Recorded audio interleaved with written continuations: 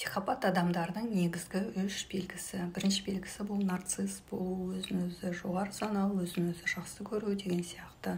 Олар өздерінің деңгейіне, өздерінің статусына қарамастан өздерін ақылды, өздерін мықты, өздерін күшті сезінетін адамдар. Екіншіден, бұндай адамдар манипуляция жасайтын, өте көп өтірік айтатын, зорлық-зомбылық жасайтын адамдар.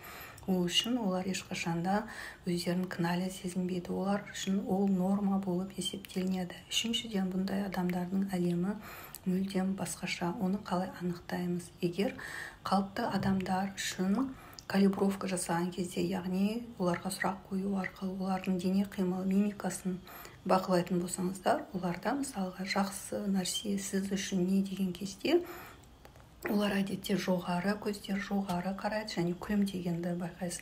Ал сіз үшін жаман, зорлық-зомбылық деген не деп айтатын болсаңыздар, нормадағы адам